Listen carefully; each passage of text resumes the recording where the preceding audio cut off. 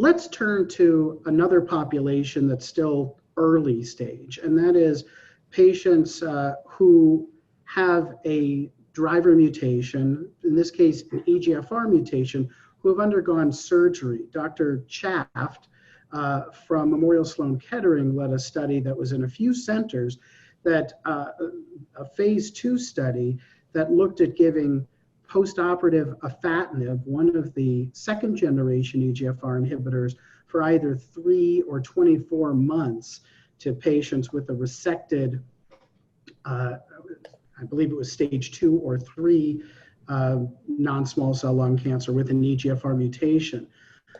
The trial was designed to have over 100 patients, but it closed early with really pretty low enrollment.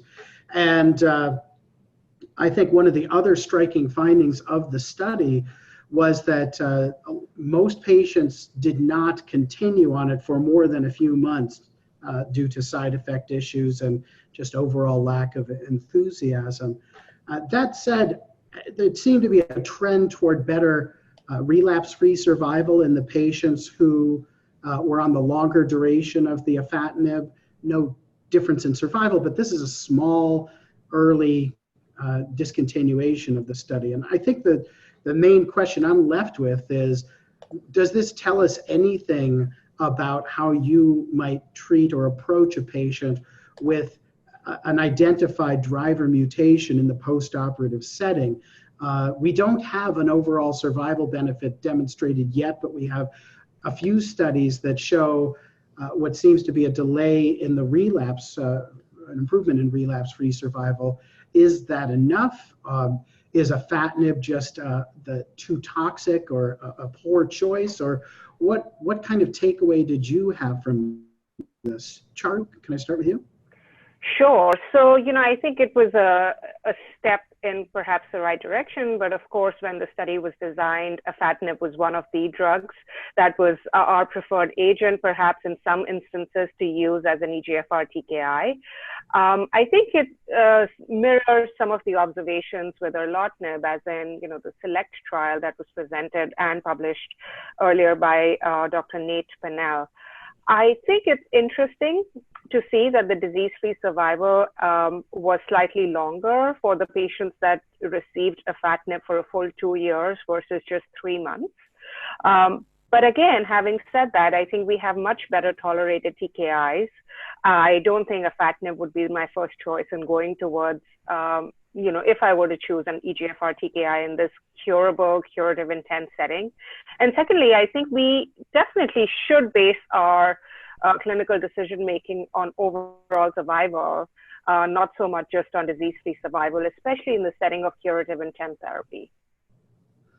How about you, Ben? Do you have I would agree with Charu. I think the big questions in this space are, what is the right drug and for how long?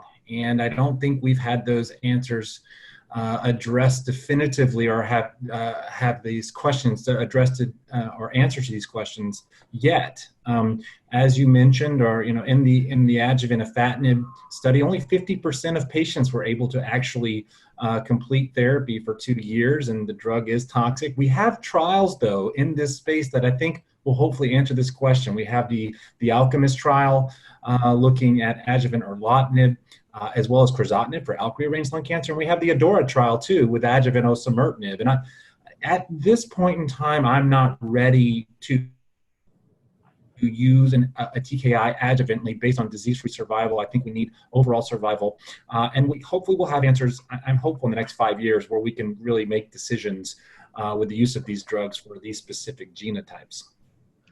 And I agree. I would really be disinclined to pursue an adjuvant treatment with known side effects and undefined potential survival benefit. I think that for me personally, relapse-free survival is worth knowing about and has some value, but if it's not doing anything more than postponing the relapse that would happen, I'm reluctant to have a whole bunch of people who may never have the cancer return be subjected to the cost and toxicity issues of a treatment that we don't have an endpoint for. And I think that one of the other issues that, of course, this was kind of introduced by the whole design of this trial being 3 versus 24 months, is with adjuvant chemo, part of the, I would say, appeal of it is that it's a limited time of treatment. It's challenging, but it's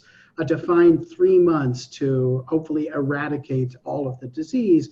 And we don't know if 3 months or 24 months or more or less is an optimal thing in the targeted therapy setting. I think that's just a different ask, really, when you may be having people on this for a very long period of time. The other thing is that clearly the toxicities matter of all of our treatments, certainly in the stage 3 or 4 setting, but when you move into a group of patients who may already be cured, I think that it's really an issue to have them undertake the toxicity issues potentially for long periods of time of these therapies. Rash and diarrhea are not trivial, and definitely not in patients who may be cured already.